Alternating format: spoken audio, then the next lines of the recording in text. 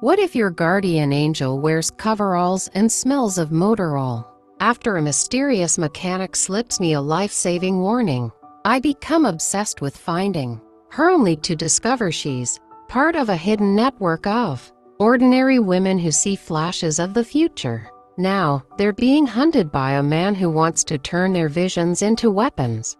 And the next terrifying glimpse of tomorrow is mine. The note was the kind of thing you'd find in a bad spy movie, or a chain letter your weird uncle would forward. Leave town tonight. Don't tell anyone. The Mechanica woman.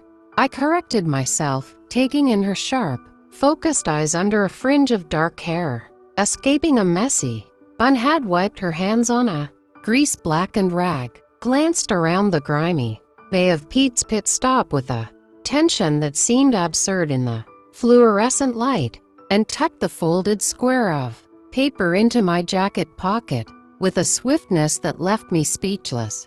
I'd laughed a single, awkward bark. Seriously, is this for a TikTok? I'd asked, pulling the note out. She didn't smile. Her name tag smudged, read Jules. She just gave a minute, almost imperceptible shake of her head, her eyes holding mine for a second too long, a look that wasn't fear, but a fierce, urgent warning before turning back to the invoice. Your alternator belt's looking worn. Might want to get that checked in a few months. Have a safe drive, Miss Chen. The dismissal was complete. Flustered, I'd paid, got in my car, and crumpled the note onto the passenger seat. Leave town. I had a presentation on modular housing designs at 9 a.m. I had a cat, Machu, who demanded dinner precisely at 7. I had a life, meticulously built and carefully scheduled. I drove to my downtown apartment. The note awaits speck in my peripheral vision, an irritant. By 10 p.m., the irritant had become a lifeline. My phone erupted on the dark stretch of highway that curved toward my neighborhood, a barrage of emergency alerts, a frenzied text thread from my group chat lighting up the screen. Massive gas leak on Elm and 5th. Evacuation zone expanding. All residents within half-mile radius must leave immediately. My hands went cold on the wheel. The sirens I'd been dismissing as city background noise sharpened, converging, screaming toward my home. I took the exit, but instead of turning left toward my street, a primal instinct yanked the wheel right, toward the high ground of the old observatory park. From the bluff, I watched as my neighborhood, usually a cozy grid of lit windows, became a surreal tableau of swirling red and blue lights. I saw the tiny figures of my neighbors being shepherded into buses. My phone rang, a number I didn't know. I answered, my throat tight. Lena. It's Maya from 3B. They're saying get out. They're saying it could. Her voice was swallowed by a deep, percussive hump that I felt in my bones more than heard. A fireball, ugly and orange, bloomed 3 houses down from my own. The shockwave rattled my car windows. Glass and debris glittered in the hellish light as it rained down. The building I knew was Mrs. Gable's sun porch vanished into the flame. My apartment windows would have blown in. My bed, where I would have been asleep, was on the side facing the blast. I sat there, shaking, for an hour, until a police officer tapped on my window and told me I had to move. My mind was a white noise hum, save for one clear, burning image, the mechanic's face, Jules, her careful glance, the deliberate press of the note. She hadn't guessed. She had known. She saved my life, and I never even got her full name. The next week was a blur of temporary housing, insurance adjusters, and the grim salvage operation that was my former home. The official cause was an aging main line, a tragic accident. But I knew it wasn't, not entirely. Through the numbness, a purpose crystallized with the hard clarity of a diamond. I had to find her. Pete's Pit Stop was my first stop. A different mechanic, a lanky guy named Dave, leaned under a hood. Jules, yeah, she worked here. Didn't show up the day after your explosion, actually. Called in, quit. No forwarding address. Real quiet one, kept to herself. Dead end, but I was Lena Chen, a designer who found patterns in chaos for a living. I started digging. The name Jules with auto mechanic credentials in a city our size yielded little. But I remembered her hands, not just the grease, but a small, intricate tattoo on her inner wrist. A compass rose superimposed over a spiral galaxy. I scoured social media, image databases for local tattoo artists. It took 3 days, but I found it. The artist, at a parlor called Iron and Ink, remembered. Yeah, for Jules, cool woman. Paid in cash. Said it was a reminder to navigate the big storms. Did she say anything else? About where she worked, friends? The artist, a woman with rainbow hair named Chloe, hesitated. She wasn't much of a talker, but she did ask if I ever got hunches about clients. Like, bad feelings. I figured she was just making conversation. A hunch. A warning. My next break came from the pit stop security camera footage. I convinced a sympathetic manager to let me see the day of my oil change. There I was, laughing awkwardly. There she was, slipping me the note. But I watched Jules after I left. She didn't go back to work. She pulled out her phone, her expression strained, and made a call. She spoke for less than a minute, then walked to her car, a battered, older model Subaru with a distinctive bumper sticker. A stylized lighthouse with the words Safe Harbor beneath it. I'd seen that sticker before, on a bulletin board at the community center where I sometimes volunteered, amid ads for yoga classes and dog walkers. I raced over. The flyer was still there, slightly faded. Safe Harbor Counseling, specializing in anxiety, PTSD, and unique stress modalities. Discretion assured. A PO box, no phone. It was a thread, fine as a spider's silk. I sent a letter, carefully worded, mentioning Jules, the oil change, the note. I included my contact information, half expecting no reply. A week later, a reply came. Not to my apartment, but to my temporary office. A plain envelope, handwritten. Lena, the Dockside Diner, booth in the back. Thursday, 3 p.m. Come alone. Tell no one. Not the police. Not your friends. A friend of Jules. My heart hammered against my ribs. Thursday was tomorrow. The Dockside Diner smelled of old coffee and fried food. I slid into the cracked vinyl booth, facing the door. At exactly 3 p.m., a woman entered.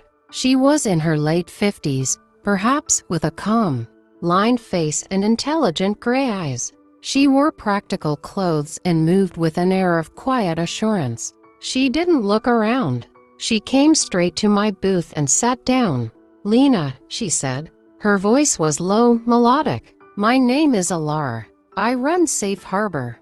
You know Jules, I stated, my voice surprisingly steady. I do. She's safe. For now. Alara stirred a packet of sugar into the water the waitress brought. She saw what would happen to you. She calls them echoes, flashes of a possible future, usually a traumatic one. They come unbidden, intense, visceral. She was changing your all, her hand on the frame of your car. And she saw the fire, felt the heat. Heard your name on the news report the next morning among the deceased. The air left my lungs. She sees the future. Fragments. Possible futures. The ones that leave a psychic scar on the present, if you will. Alara's gaze was unwavering. Jules is what we call a seer. She is one of many. And I am a weaver. I help them navigate the visions, find patterns, and intervene when we can, discreetly. A network of psychics. My designer's mind recoiled at the lack of data, the leap of faith required. Not psychics. It's not crystal balls and tarot cards. It's a neurological anomaly, a heightened sensitivity to the quantum probability fields around traumatic events.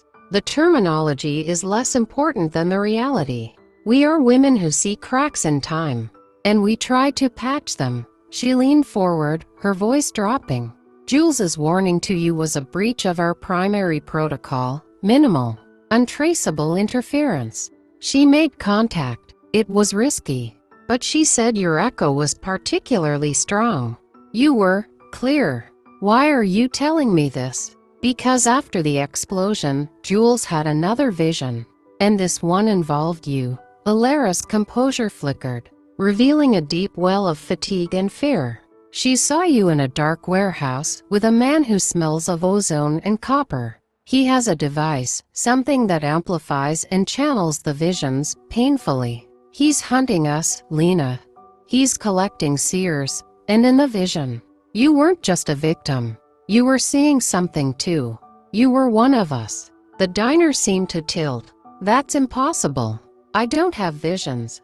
Not yet, but the trauma of the near miss, the direct contact with a powerful seer's intervention, it can act as a trigger. The potential might have always been there. Dormant, Alara pushed a small, smooth stone across the table. It was warm to the touch with a spiral carving. Jules saw you finding us. She saw you standing with us, or falling with us. The vision was bifurcated to possibilities. The man in the warehouse is named Alistair Voss. He was a researcher studying anomalous brain activity. He discovered us, and he doesn't want to study us anymore. He wants to weaponize us, to predict and cause disasters for the highest bidder. We've been erasing our trails, going to ground. Jules's vision of you means you're on his radar now, too. I thought of the explosion, the feeling of being a piece on a board I couldn't see. What do you want from me? Help us find a way to stop Voss before he finds more of us. Your mind works in architecture, in systems. We need to design a trap, and we need to understand if your awakening is a key or a catastrophe. I closed my fingers around the stone. It hummed, a subtle vibration that traveled up my arm. A memory, not my own, flashed. The smell of oil, the sound of a wrench clattering to concrete, and a wave of sheer, unadulterated terror that was Jules's as she touched my car. My vision swam with a ghostly overlay of flames. I gasped, dropping the stone. It clattered on the formica. Alara nodded, a sad understanding in her eyes. It's starting. Welcome to the storm, Lena. Now, we have to learn to navigate it. She slid out of the booth. We have a safe house. Come with me, if you want to live, and if you want to help us live. I looked at the stone, then at the door. The normal world of traffic and coffee and appointments. It was already gone for me. I picked up the stone. Its warmth now a comforting anchor in the terrifying new reality. I followed Alara out into the gray afternoon, toward the unseen war raging in the shadows. My life of blueprints and routines forever replaced by one of visions, violence, and a sisterhood I never knew I needed. The mechanic hadn't just changed my all and saved my life. She had given me a new one. And this one was just beginning. Alara's safe house was a nondescript, two-story craftsman in a quiet, tree-lined neighborhood called Maple Grove. It looked utterly ordinary, from the well-tended rose bushes to the porch swing. But as she keyed in a code on a panel hidden behind the mailbox, I felt a shift in the air, a subtle, electronic thrum that ceased as the lock clicked open. Inside, the ordinary facade fell away. The living room was part library, part mission control. Bookshelves groaned under the weight of texts on neuroscience, quantum physics, and folklore. Large, detailed maps of the city were pinned to one wall, dotted with colored pins and annotated in a neat, precise hand. Several high-end laptops sat open on a large oak table, screens showing lines of code and news feeds. The air smelled of lemon polish, lavender, and underlying it all, the faint, sharp scent of ozone from electronics. Two other women looked up as we entered. The first, perched on a stool by the kitchen island, was younger than me, maybe early 20s, with fierce green eyes, and a shock of magenta streaking through her curly black hair. She wore ripped jeans and a worn band t-shirt, and her fingers flew over a tablet stylus, sketching something with furious intensity. She glanced at me, her gaze sharp and assessing, before giving a curt nod. The second woman was older, perhaps Alara's contemporary, with a serene, matronly presence. She was knitting something complex and woolly in a deep blue, her movements rhythmic and calm. She offered me a gentle smile that, somehow reached her warm brown eyes and soothed a knot of anxiety I hadn't fully acknowledged. "Lena, this is our haven," Alara said, locking the door behind us with a series of deadbolts. "And these are some of its guardians. The artist is Chloe." "The hacker," the younger woman corrected without looking up. "Artist is my side hustle. Chloe's fine. And this is Grace," Alara continued, gesturing to the knitter. "Our anchor." Grace set her knitting aside. "An anchor helps ground the visions, provides emotional ballast during the storm," she explained, her voice as soft as her sweater looked. "It's a pleasure, Lena. We've been anticipating you." "Where's Jules?" I asked, the question bursting out of me. "Resting," Alara said, moving to a sleek coffee machine. "The vision she had after your event, the one with you and Vossett, was severe. It takes a physical toll. She's recovering upstairs." She handed me a mug. "You'll meet her soon. But first, you need context." For the next 2 hours, they painted a picture of a hidden world. The seers weren't prophets. They were sensitive to what Alara called temporal ripples, disturbances in the fabric of probability, caused by impending high-energy trauma. The visions were unpredictable, often symbolic, and always deeply distressing. "We're not a large group," Grace said. "Scattered, loosely connected. Alara is our central weaver, finding the links between our echoes, helping us act without exposing ourselves. We've prevented accidents, stopped crimes." "Quietly." "And Voss?" I asked, cradling the warm stone in my pocket. Chloe swiveled on her stool. "Former golden boy of DARPA-adjacent research. Had a grant to study precognitive episodic sensitivity. He found Alara's old published thesis, tracked down a few early, vulnerable seers who were part of a study. And his methods changed. He decided understanding was less profitable than control." Her expression darkened. "He built a device. We call it the aperture. It doesn't just read the echoes. It amplifies them, focuses them, and extracts them. It's excruciating. It leaves the seer burned out, a hollow shell. He's taken at least 3 that we know of." "Why?" I whispered. "Think about it," Chloe said, her eyes glinting. "With a powerful enough seer and the aperture, you don't just see a stock market crash or a political assassination. You could orchestrate it, pinpoint the exact moment a valve fails, a wire crosses. He's not predicting disasters for clients. He's offering to create them." A cold dread settled in my stomach. "And Jules saw me with him." "She saw a potential future," Alara corrected. "One thread. In it, your own ability was active or being activated by the aperture. That's why you're here. We need to understand your potential. And we need to use your unique skills to build a defense." "Voss is getting closer. His pattern is accelerating." "What do you need me to do?" "First," Alara said, "we see what's inside you." The process was less mystical, more terrifyingly clinical. They led me to a small, sound-damp room downstairs, a former media room turned meditation chamber. In the center was a comfortable chair. Grace took a seat opposite me, her knitting in her lap. "I'm going to help you relax, Lena," she said, her voice taking on a hypnotic, rhythmic quality. "Then, I'm going to ask you to hold the focus stone Alara gave you and think back, not to the explosion, to the moment before, to Jules, to the note in your hand." I was skeptical, but exhaustion and the weight of the week had eroded my defenses. I followed her breathing, let her calming words wash over me. I clutched the spiral stone. I thought of Jules's intense eyes, the feel of the paper. At first, nothing. Then, a prickle at the base of my skull. The clean, synthetic smell of the air freshener in the pit stop bay was suddenly overpowering, layered with the pungent scent of fresh oil. I heard the distant clang of a tool from another bay, but it was echoey, wrong. And then I felt it, not a memory, but a presence. A wave of nauseating dread that wasn't mine. It was foreign, invasive, a psychic shout of danger. My eyes flew open. I was back in the safe house, gasping. Grace was watching me, her expression solemn. "You felt the echo," she said. "Not the content, but the emotional signature Jules left on the moment. You're receptive." "It was awful."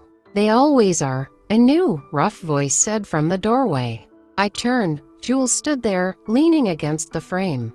She looked paler than I remembered, with shadows like bruises under her eyes. She wore sweatpants and an old flannel shirt. Her hair down now, a dark cascade around her shoulders. But her eyes were the same sharp, penetrating.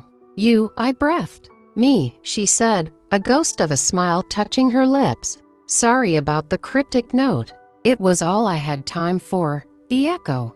It was a tidal wave. She pushed off the doorframe and walked in, moving with a careful grace, as if she were sore. "Alara says you felt the resonance." "I felt your fear." "Good. That means the channel is open.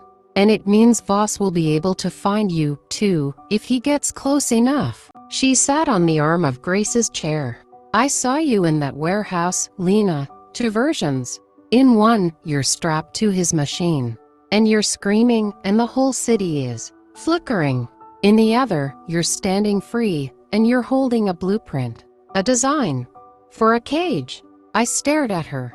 "A cage?" "For him," Jules said, her gaze locking on mine. "Your mind builds things. So build us a trap. Use what you're starting to feel. The echoes aren't just warnings. They're data. They're blueprints of what might be. You need to learn to read them, not just feel them." Alara stepped forward. "Your training starts now. We have to accelerate your awakening, consciously and safely, before Voss forces it upon you. We'll use gentle resonance echoes from objects, from places where non-traumatic visions have occurred.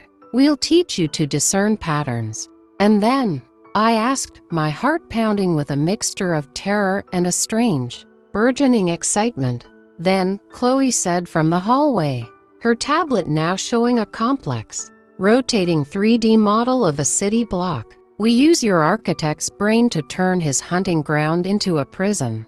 We find a future where he loses, and we make sure it's the one that happens." Jules reached out and took my hand. Her skin was cool. "I saved you from a fire," she said quietly. "Now, we need you to help us stop the one that's coming for us all." The spiral stone in my other hand grew warm, almost hot. A flicker passed behind my eyes, not a full vision, but a glimpse. Lines on a page, intersecting, forming a structure. Strong and clever and waiting to be built. The designer in me stirred. The seer, trembling and new, opened its eyes. The war for tomorrow had begun, and I was no longer a victim. I was a draftswoman. And it was time to draw the first line. Here is the completed story, weaving together the threads of fate, sisterhood, and resistance. My training was not a gentle unfolding, but a controlled detonation. Grace served as my anchor, a steady, calming presence as Alara guided me through resonance exercises. We started with objects. A watch that had stopped at the moment its owner had a heart attack, a faint echo of sudden, crushing pressure. A child's toy left in a park before a near-miss kidnapping, a sharp, metallic taste of fear. Each echo was a ghostly data packet, emotion, sensation, a fragmented image. Jules, recovering her strength, became my reluctant coach. "Don't chase the picture," she'd say, her voice often strained. "Feel the shape of the fear. The picture is just the wrapper. The truth is in the pressure points." She taught me to map the echoes spatially in my mind, as if they were stress points on an architectural schematic. A coming car crash didn't just feel like terror. It had a specific vector, a directionality I could almost plot. My designer's mind latched onto this. Visions weren't magic. They were faulty blueprints of potential realities, overloaded with emotional feedback. My job was to become a forensic architect of the future, deciphering the flawed plans before the building collapsed. Chloe, the hacker, was my other tutor. She fed me real-time data, traffic patterns, weather reports, power grid loads, and had me cross-reference my faint, burgeoning impressions. One afternoon, a headache and a phantom smell of burning rubber coalesced into a correct prediction of a multi-car pile-up on the I-90. 30 minutes before it happened, I hadn't seen it. I'd felt the converging pressure points of speed, rain-slick asphalt, and a distracted driver. "You're not a seer like Jules," Alara observed, studying my notes, a chaotic mix of sketches, emotion words, and Chloe's data streams. "You're an intuit. You feel the structural weaknesses in the timeline. That's even more valuable." Meanwhile, Chloe was hunting Voss. She tracked digital ghosts, phantom server pings, encrypted bank transfers routed through shell companies, purchases of specialized electromagnetic components. He was a ghost, but a greedy one. His trail pointed toward the city's derelict industrial waterfront, a maze of abandoned warehouses perfect for a lab. "He's getting ready for a big test," Chloe announced one evening, her face illuminated by scrolling code. "Just intercepted a bulk order of capacitors, the kind you'd need to amplify a signal or a seizure. He's building a more powerful aperture." Jules, who had been growing quieter, finally spoke. "He's not just collecting seers anymore. He's trying to network them, to create a single, amplified consciousness he can point at a target." The vision I had of Lena in the warehouse, the city flickering. "I think that's it. He's using her as a focus, a conduit to see or cause a citywide catastrophe." The room went cold. "We have to move first," I said. The words felt foreign, yet inevitable. "We use his plan against him. He wants a powerful, connected seer as a focal point. We give him one, but we control the connection. We design the network." All eyes turned to me. I stood, walking to the large map on the wall. "We find his likely location based on Chloe's data and my intuition. We don't attack it. We modify it. We turn his warehouse into a psychic Faraday cage, a trap that reflects his own machine's energy back on itself, trapping him in a feedback loop of his own making." "How?" Alara asked, her weaver's mind already racing alongside mine. "We need to embed resonant materials in the structure," I said, ideas crystallizing with dizzying speed. "Certain metals, stone formations, things that can hold an echo.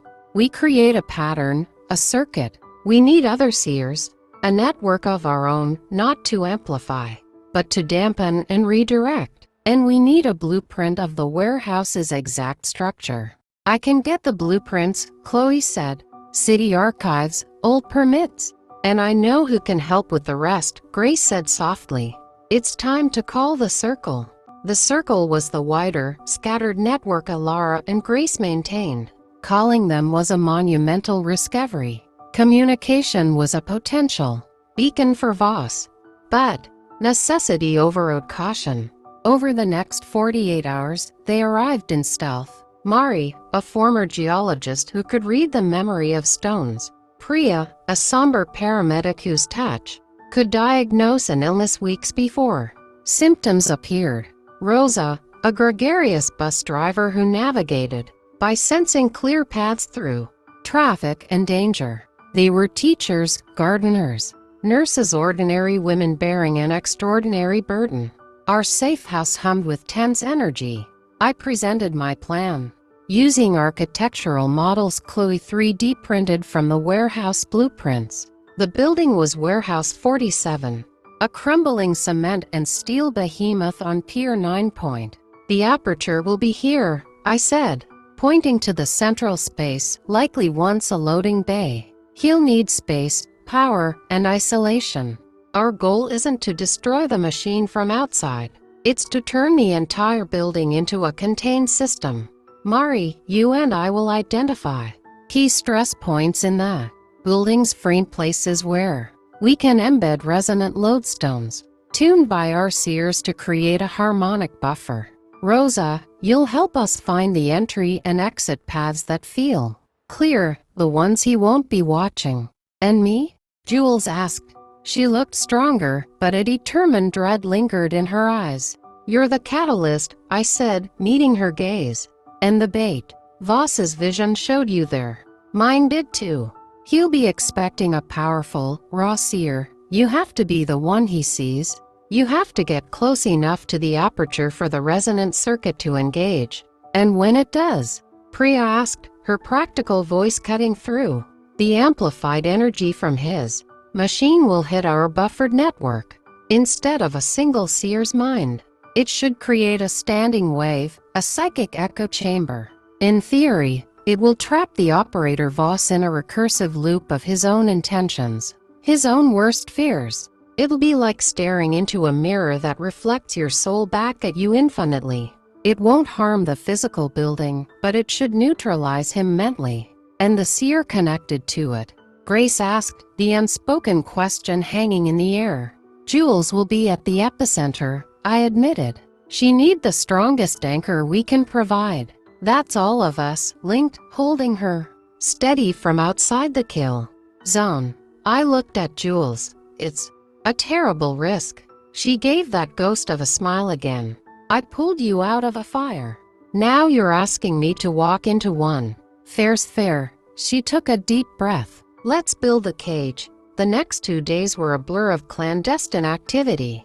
Chloe orchestrated a digital smokescreen, creating false data trails that suggested our network was panicking and fleeing the city. Mari and I, under the guise of a geological survey team with forged permits from Chloe, visited the perimeter of Pier 9. With my intuition and her mineral sensitivity, we identified the key structural nodes in the warehouse's skeleton.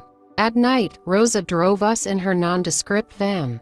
Priya stood watch, her senses tuned for approaching sickness or malice. Grace, Mari, and I, dressed in dark clothing, slipped inside the derelict warehouse. The air was thick with decay and the psychic residue of old despair. Faint, chilling echoes of industrial accidents and long-gone workers brushed against my awareness. I pushed them aside, focusing on the plan. At each pre-identified node a steel I-beam joint, a concrete pillar base. Mari placed a specially chosen lodestone or a coil of copper wire woven into a complex knot, a pattern Grace had designed based on calming mandalas. As we worked, the other seers, stationed at a secondary safe house, focused on each location, imbuing the materials with a shared, harmonious intention, containment, reflection, stillness. It was architecture of the soul, and as we worked, I felt the warehouse change. The oppressive, chaotic echoes didn't vanish, but they were slowly organized, channeled into the framework we were building. We were not just setting a trap, we were healing a wounded place. Jules prepared separately, steeling herself with Grace's guidance. Her role was the most dangerous. She had to draw Voss's focus, to be the luminous bait in the center of our web. The night of the operation arrived, moonless and thick with fog rolling in from the harbor. It was perfect. We took our positions. Chloe was in the van 3 blocks away, monitoring police scanners and a small army of hacked CCTV feeds. Rosa and Priya were at the perimeter, our physical lookouts. Elara, Grace, Mari, and the rest of the circle were in the secondary safe house, linked in a meditative circle, holding Jules in their collective mind, a telepathic lifeline. Jules and I stood at a rusted service entrance. She wore a simple dark outfit. I carried a digital tablet with the final schematics, but the plan was etched in my mind and my bones. Remember, I whispered, my voice tight. You don't have to get all the way to the machine, just to the threshold of the central bay. The circuit will engage once you're inside the nodal network we built. We'll know. She nodded, her face pale but resolved. See you on the other side, architect. She slipped inside, swallowed by the darkness. I moved to my position, a gantry overlooking the central bay, hidden behind a mesh of old conveyor belts. Below, the space had been transformed. The aperture dominated the room. It was a nightmare of sleek technology and crude brutality. A central chair surrounded by a ring of humming electromagnetic coils, studded with needles and sensors, all wired into a bank of shrieking servers. The air smelled of ozone, copper, and burnt plastic. Alistair Voss stood before it, A man in his 40s with thinning blonde hair and the eager, feverish eyes of a fanatic. He was adjusting a dial, humming to himself. Then Jules stepped into the light. Voss turned, and a wide, unnerving smile split his face. "Juliet, the one who got away. And you came right to me. The resonance must be incredible." "I came to stop you," Jules said, her voice echoing in the vast space. "Stop me?" He chuckled. "You're here to complete me. You and the new one though into it. I can feel her too, you know, hiding. She's the stabilizer I've been missing. With her pattern mind and your raw power, the aperture will achieve coherence. We'll see not just accidents, but the very levers of history." He gestured, and two hulking assistants emerged from the shadows. Jules didn't run.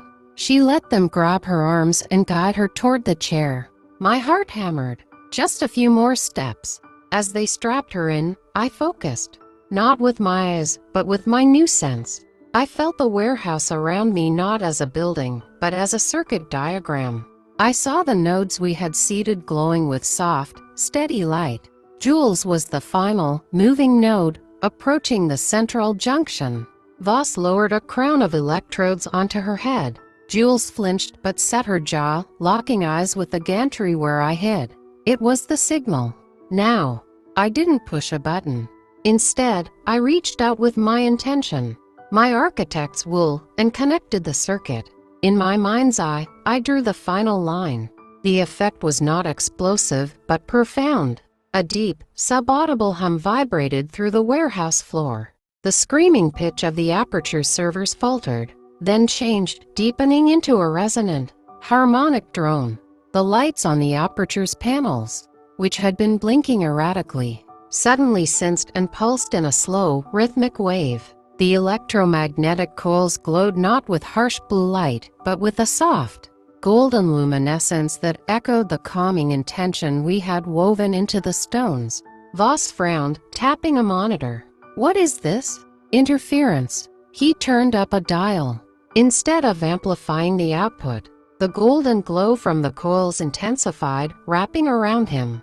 He gasped, stumbling back as if struck. "What are you doing?"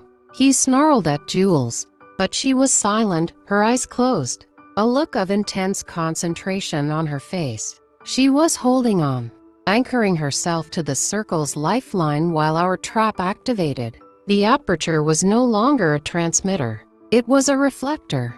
The chaotic, greedy energy Voss was trying to pull from Jules and the psychic field was being captured by our network, harmonized, and reflected directly back at its source, him.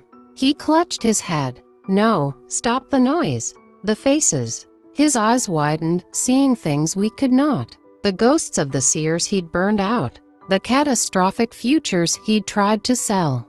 The infinite, recursive mirror of his own ambition turned in on itself. He screamed, a sound of pure psychic agony, and collapsed to his knees, then onto his side, curled into a fetal position, whimpering. His assistants, simple hired muscle, looked on in horror and bolted for the exits. The hum faded. The golden light gently dimmed, settling into the very walls of the warehouse. The aperture sat silent, a useless hunk of metal and wire. I scrambled down from the gantry and ran to Jules, unstrapping her with trembling hands. She was cold, sweating, but her eyes opened, clear and weary. "Did it work?" she whispered. I looked at Voss, now catatonic, lost in the endless maze of his own mind. "The cage held," I said. "We didn't call the police. Chloe expertly scrubbed it all. Evidence of our presence and fabricated. A digital trail suggesting Voss was a delusional loner who'd suffered a psychotic break in a squatted warehouse. His assets were frozen. His buyers scattered by Chloe's expertly leaked rumors of his instability. The man himself was committed to a secure psychiatric facility, a permanent prisoner in the prison of his own making." The circle dispersed back to their lives, but the connection remained. We were a living network now, stronger for the trial. A month later, I stood with Alara, Grace, Chloe, and Jules in my new apartment. It was brighter, with open plans and plenty of light. matcha purred around our ankles. On my drafting table, next to architectural plans, was a new kind of blueprint, a diagram for a community center, designed with input from Mari on calming geomaterials, from Rosa on intuitive flow, and from Grace on spaces that promoted peace. We don't just patch cracks in time, I said, looking at them. We can build foundations that prevent them. We can use this sensitivity, not just to avert trauma, but to create spaces that foster safety, that heal. Elara smiled, the weaver seeing a new pattern emerge. So that's the new purpose. Jules, leaning against the doorway, nodded. She had taken a job at a cooperative garage that trained at-risk youth. Her hands, still often stained with grease, were now building futures in a different way. Seems better than just waiting for the next storm, she said. I picked up the warm, spiral stone from my desk. Its hum now a familiar, comforting frequency. The mechanic in the all-stained coveralls hadn't just given me a warning or a new life. She had given me a family, a purpose, and a terrifying, wonderful gift. The ability to see what could break, and the skills to build something stronger in its place. The echoes of the future would always be there. But now, we were no longer just listening to them. We were learning to sing back. Recovery was not linear. Jules slept for nearly 18 hours after Warehouse 47. And when she woke, she was different, quieter, with a new depth behind her eyes, as if she'd stared into an abyss and found it staring respectfully back. My own senses remained heightened, a constant low hum at the edge of perception. The city was a symphony of latent echoes, from the anxiety simmering in a crowded subway car to the quiet grief lingering in a hospital waiting room. It was overwhelming, but Elara and Grace taught me to build mental filters, to focus the lens of my intuition rather than being flooded by the noise. Chloe, ever pragmatic, built us a secure, encrypted communication platform she dubbed the Loom. On it, the scattered members of the circle could share faint impressions, ask for grounding, or report anomalies. Rosa posted about a heavy static feeling on her usual bus route, prompting Mari to cross-reference it with geological fault maps and discover a previously unknown minor stress line. We redirected the bus before a sinkhole opened the next day. It was small, preventative work. It felt right. But the world outside our nascent network was not static. Voss's collapse created a vacuum in a shadow market we hadn't fully understood. He wasn't working alone, Chloe announced one evening 2 months after the warehouse. Her multiple screens displayed cascading data. He was the brilliant and stable frontman. There's a shell company, Chronos Applied, that's been quietly buying up his discarded research, notes from university servers and abandoned patents. The money trail is cleaner, smarter. Elara's face grew grave. Buyers or partners? Worse, Chloe said, zooming in on a corporate structure. I think it's a client. Someone who saw a demonstration of the aperture's early potential and invested.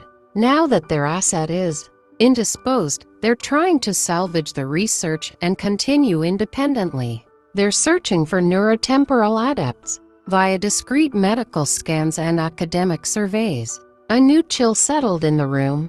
Voss had been a predator, but a passionate, recognizable one, a mad scientist. This was corporate, systemic, a hydra growing a new head.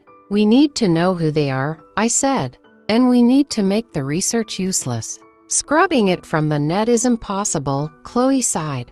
It's seeded in too many places. Then we corrupt it, Jules said from her corner, where she'd been quietly polishing the spiral stone I'd given back to her. We all turned. She rarely spoke in strategy sessions. We don't delete the data. We add to it. We create false positives, lead them down fruitless paths. Lena's an intuit. I'm a seer. Our psychic signatures are in Voss's notes now. We use the loom. We project a new echo. The idea was audacious. A psychic disinformation campaign. Project what? Grace asked. Jules looked at me. The flaw in the design. The one we exploited. We make the data scream that networking sears leads to catastrophic feedback, that the aperture's fatal flaw is its search for coherence. We make the cage we built look like an inherent fault in the science. It was brilliant. We would weaponize my architectural mind and her prophetic power not to build a physical trap, but a conceptual one, a mimetic virus in the data stream. The project, which Chloe codenamed Mirage, took a month of meticulous, exhausting work. It required a synergy we hadn't yet attempted. We set up in the safe house's dampened room. Jules would enter a light trance, guided by Grace, and focus on generating a specific, powerful echo, not of a future event, but of a scientific conclusion, the searing, undeniable truth that psychic amplification led to recursive collapse. She visualized it as a blinding light of catastrophic failure. My role was to take that raw, emotional resonance and give it structure. I'd layer it with fake neural diagrams, corrupted equations, and plausible but erroneous architectural schematics for faulty aperture nodes. I was designing the blueprint of a lie, making it feel intellectually sound. Chloe's job was the infiltration. She created dozens of digital ghosts, fake researchers, deceased grad students, obscure foreign journals, and began carefully inserting our corrupted data packets into the existing research ecosystem. She didn't force it. She let it be discovered in backups, in draft folders, in the appendices of old conference papers. Priya, our paramedic, provided a crucial element: biological plausibility. She helped craft descriptions of fictitious neurological damage-specific lesions, neurotransmitter depletion patterns, that would sell the lie to any medical professional. Reviewing the data, we were weaving a tapestry of false truth. The strain was immense. After each session, Jules would be nauseous and drained, fighting the cognitive dissonance of purposely creating a false echo. I'd have migraines that felt like my skull was full of shattered glass. But we persisted. The first sign it was working came from Mari, on the loom. She reported a conversation overheard between two geologists at a conference. Heard the chronopsych temporal project got scrapped. The preliminary data suggests the core assumption causes irreversible feedback loops in test subjects. A dead end. We had planted the seed. It was germinating just as we began to breathe easier. A new echo found me. It wasn't from an object or a place. It came through the loom. A new user had joined, using an old, verified protocol Grace recognized as belonging to a seer named Anya, a poet who had gone silent years before we formed the circle. Her messages were fragmented, terrified.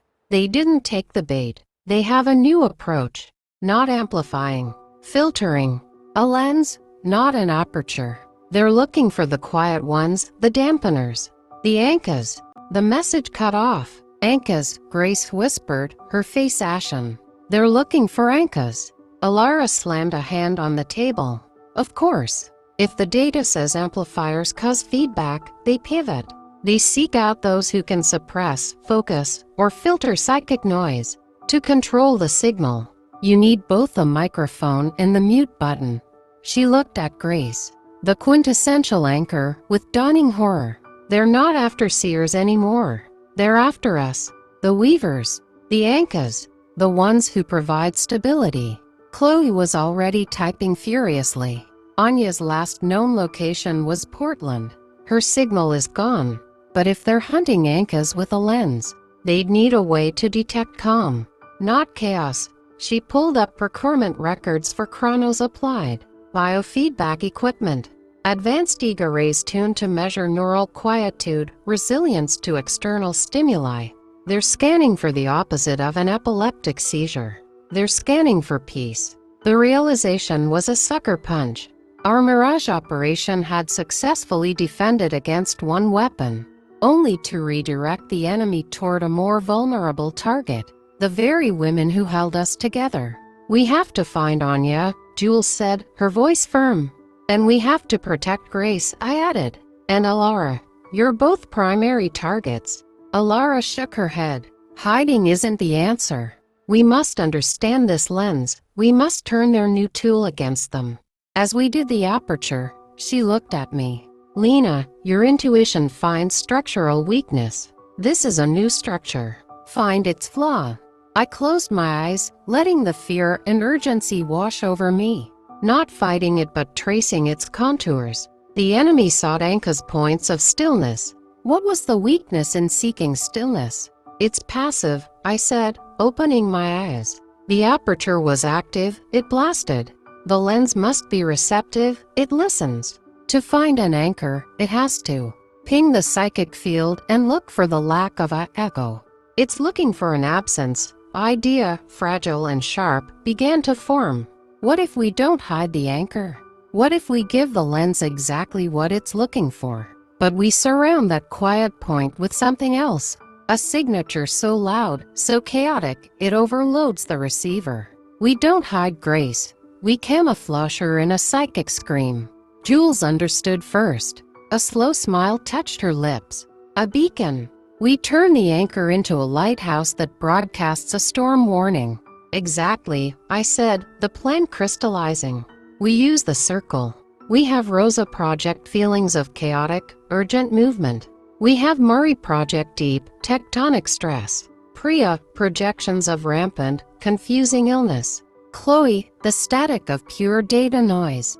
We all focus on Grace, not to hide her calm, but to swarm it with every chaotic echo we can generate. To their lens, she won't look like a serene anchor. She looked like a psychic supernova, a point of catastrophic incoherence. They'll dismiss her as a malfunction, or a seer gone violently mad. It's a shield of noise, Grace said, considering. She took a deep, centering breath. I can hold the center. I can be the calm in the eye of the hurricane we create. And while their lens is confused, blinded by our static, Chloe said, I trace their skin back to its source. Find their base. Find Anya. It was a more dangerous, more complex plan than the warehouse. It required precise coordination from a dispersed network. It required absolute trust. We had no other choice. The operation was called White Noise. We chose a time and place. Grace would visit a public botanical garden at noon on a Saturday, a place of natural calm she could easily anchor to. The rest of the circle, scattered across the city, would synchronize via the loom. At 11:57, Grace sat on a bench beside a koi pond. She closed her eyes, becoming a still point in the universe. At 11:59, we began. In her van, Rosa gripped the steering wheel, feeling the phantom acceleration of 100 urgent journeys, the panic of missed exits and near collisions, and projected it toward the garden. In her apartment, Mari held a rough piece of granite, channeling the slow, grinding agony of continental plates, the shudder of impending quakes. Priya, at a clinic, focused on the feverish delirium of 100 unknown sicknesses, the confusion of the body attacking itself. Chloe, in a server farm under a false ID, let the raw, screaming chaos of the global internet, the hatred, the fear, the meaningless data flow through her. And Jules and I, side by side in the safe house, joined hands. She reached for the raw, uncontrolled terror of her sharpest visions. I focused on the sensation of structural failure, bridges groaning, foundations cracking, schematics tearing. We directed it all toward Grace. In the garden, Grace sat, a statue of peace. But to a psychic sensor, the space around her would have erupted into a maelstrom of impossible, conflicting emergencies, a traffic jam during an earthquake, in a pandemic hospital at the moment of architectural collapse, all underscored by primal terror. It was a portrait of pure chaos. Chloe monitored the digital layer. Got it? She hissed. A scanning signal, very faint.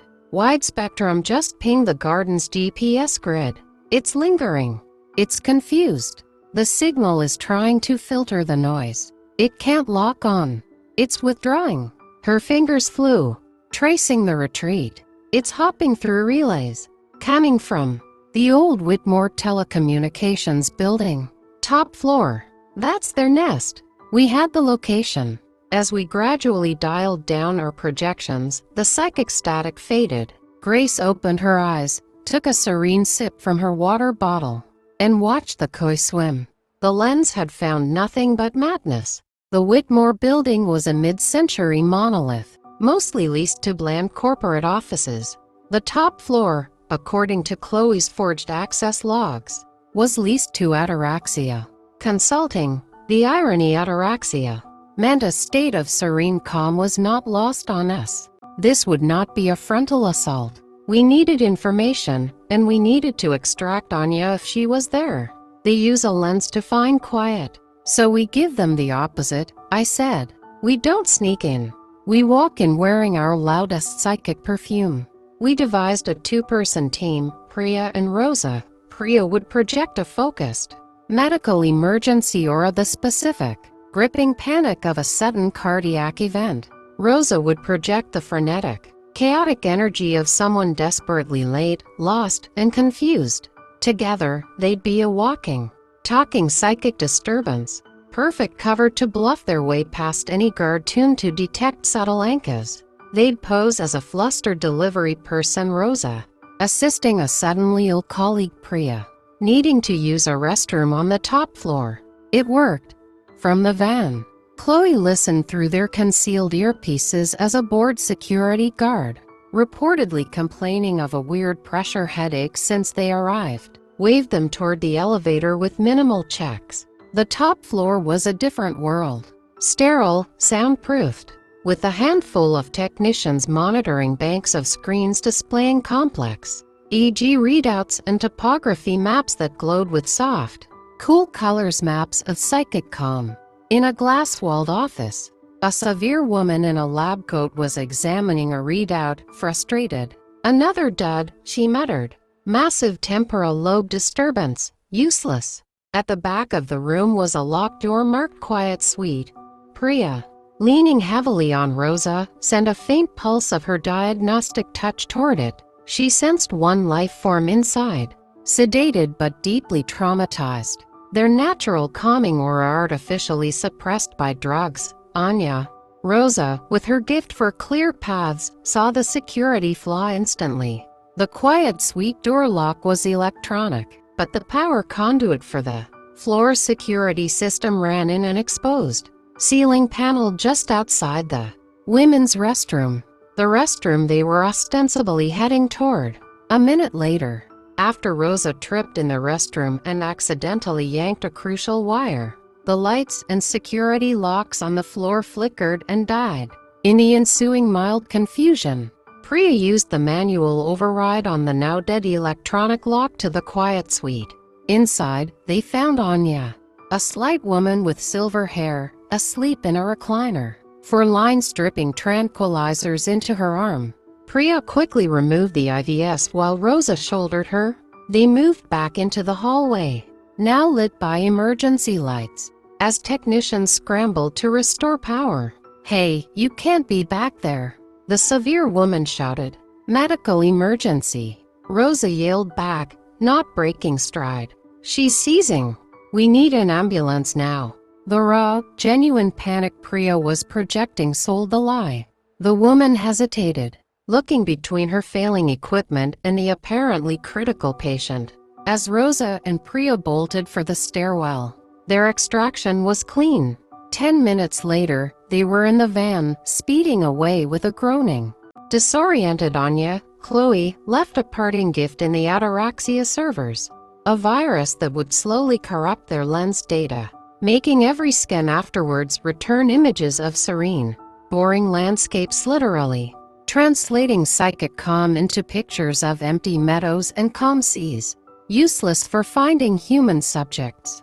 Anya recovered over weeks at the safe house. The lens had been trying to map her innate calming resonance to replicate it artificially. They'd wanted to manufacture anchors. They don't want prophets or architects, Anya explained, her voice still faint.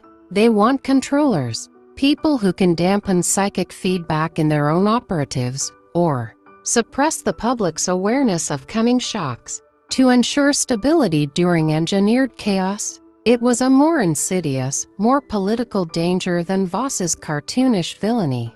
We had won 2 battles, we'd caged the predator and blinded the hunter. But the war was changing. It wasn't just about defense anymore. Sitting in my new apartment, the community center plans before me, I understood the final piece. We'd been reacting, building traps, crafting shields, running rescues. But true architecture wasn't about barricades. It was about creating spaces where people could thrive. We need to go on the offensive, I said to the circle gathered in my living room, their faces glowing in the afternoon light. Not with weapons, but with foundations. Anya, you're a poet. Grace, you're a knitter. Mari, a geologist. Rosa, a driver. I'm an architect. Jules is a mechanic. Our power isn't just in what we see, but in what we make. I pointed to my blueprint. This community center. It's the prototype. We build it using everything we know. Mari chooses the site and materials for optimal grounding. Grace and Anya design the interior flow for peace and clarity. Rosa ensures the access feels safe and open. Chloe networks it with secure, community-owned data. Jules will build and maintain its physical heart, the boiler, the wiring, the bones. And I'll design it to be beautiful, functional, and strong. Jules picked up the thread. We build places that are naturally resistant to the kinds of trauma that create the worst echoes. Community hubs, clinics, schools. We use our gifts not to listen for cracks, but to pour stronger concrete. We make the future quieter. Alara, the weaver, looked around at us all, her gray eyes bright. We shift from a circle of seers to a guild of builders. We don't just read the blueprint of fate. We become the drafters of a better one. A year later, the harbor-like community center opened in a neighborhood that had once been a food dessert and a hotspot for random violence. It had a free clinic staffed by doctors, Priya quietly advised, a makerspace with Jules's auto shop as its anchor, a meditation garden designed by Grace and Anya, and a dazzling digital lab run by Chloe's best students. And the echoes in that place, they were gentle. The low hum of children learning, the warm pulse of community meals, the quiet satisfaction of a repaired engine, the soft, resilient frequency of connection. I still feel the old echoes, sometimes the city's tremors of anxiety, the ghost of a coming accident. The spiral stone on my desk still hums. But now, when I feel a weak point in the world's structure, I don't just see the crack, I see the girder that can brace it. I see the community that can fill it with light. Jules was right that day in the diner. She saved me from a fire. And together, we didn't just stop the arsonist. We learned to become firefighters. And then, we became the architects of cities where the flames never take hold in the first place. The mechanic in the all-stained coveralls gave me a warning. A new life, a family, and a purpose. But the greatest gift was the realization that the future isn't a fixed blueprint. It's a draft. And we all hold a pencil.